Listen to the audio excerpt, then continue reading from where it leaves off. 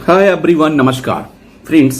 AIBA 17 मार्च 24 को एक circular release किया और जो भी सर्कुलर रिलीज कर रहे हैं वो बाइपार्टाइट का जो 12th बाइपार्टाइट है उसका अंश ही है। 12th bipartite settlement residual issues, 11th bipartite के रेजिडुअल इश्यूज अभी तक रिजॉल्व नहीं हुए, लेकिन 12th बाइपार्टाइट के रेजिडुअल इशू आके खड़े हो गए। Minutes of the discussion held between Indian Banking Association and the AIBA and other constituents of your view on 8 March 24.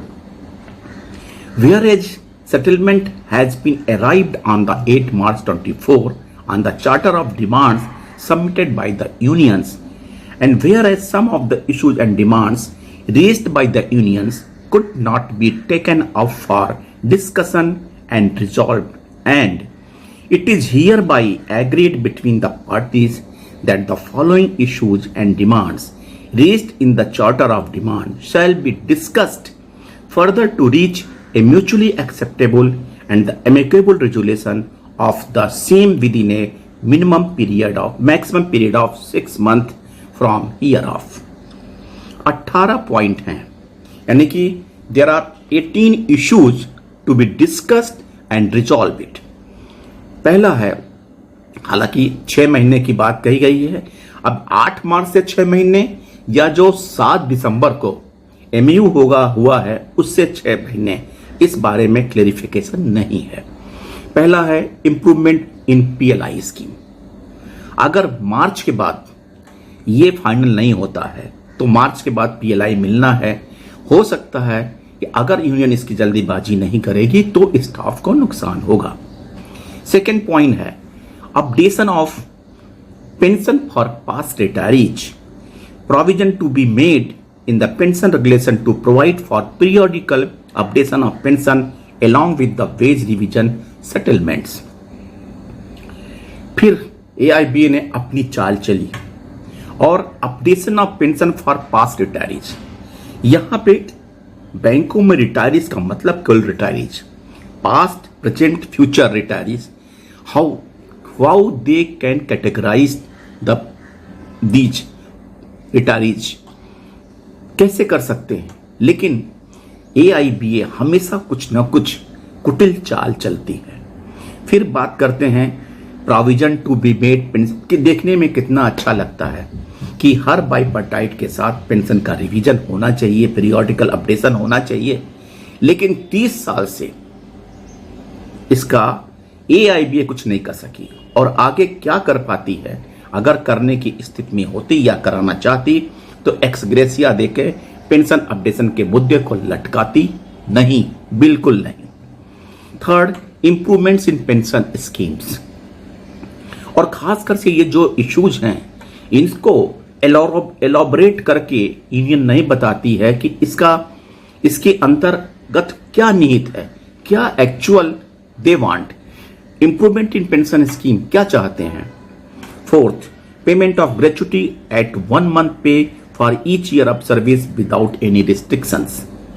Fifth, option to join DA-linked benefit pension scheme for employees covered by the defined contributory pension scheme। Sixth, extended to ex gratia to pensioner of private banks। Introduction of leave bank finalization of the scheme। Premium of the medical insurance policy to be borne by banks। Premium of medical insurance policy to be borne by bank, क्योंकि serving employee का तो premium bank born करती है, लेकिन यहां पे ये नहीं लिखा है कि ये प्रीमियम रिटायरीज का है। अगर ऐसा है तो ये एक्सप्लेन करना चाहिए। Improvement in group medical insurance policy. 10th, adequate recruitment in banks. इस बारे में जो सबसे जरूरी मुद्दा था, एडुकेट रिक्रूटमेंट इन बैंक्स, जिसके बिहाफ पे यूनियन कई बार स्ट्राइक की कॉल दे चुकी है, स्ट्राइक कॉल ऑफ कर चुकी है और CLC में गई है। 10 साल से कहती है कि बैंकों में रिक्रूटमेंट में कमी आई है, वैकेंसी बढ़ती गई है, लेकिन AIBA कुछ नहीं करा पाई।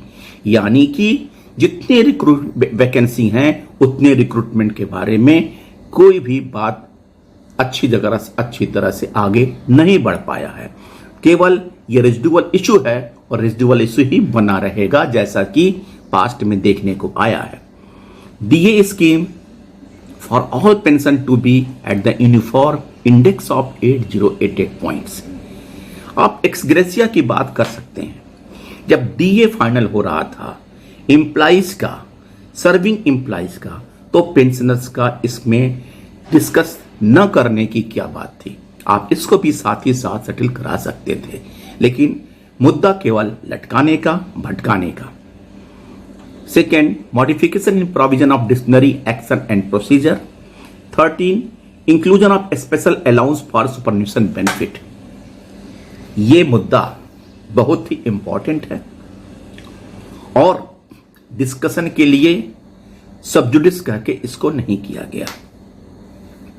हालांकि अगर यूनियन इसको सॉल्व करती और तब कहती कि प्रोवाइडेड हम इंपैक्ट तब करेंगे जब कोर्ट से कोई डिसीजन होना है अथवा कोर्ट से विड्रॉ हो जाता है, लेकिन चूंकि यूनियन को इस मामले को भी लटकाना है, रिजॉल्व नहीं करना है, otherwise 10th bipartite, 11th bipartite, 12th bipartite सब में स्पेशल अलाउंस के बारे में बात करके और उसका कंक्लूसिव नहीं करना था कि हमें ये सुपरन्यूशन बेनिफिट के लिए टेकअप करना है। यानी कि यूनियन खासकर से एआईपीए केवल लटकाने और भटकाने का काम कर रही है। Allocation of the funds to staff welfare fund based on the operating profits of bank, ये भी मुद्दा बहुत दिनों से चल रहा है लेकिन कुछ नहीं हुआ। Transport allowance to be paid to physically challenge differentially abled employees as applicable to the government employees. North east incentive on the lines of RBI और LIC। 17, all contract temporary employees to be regularized as permanent employees।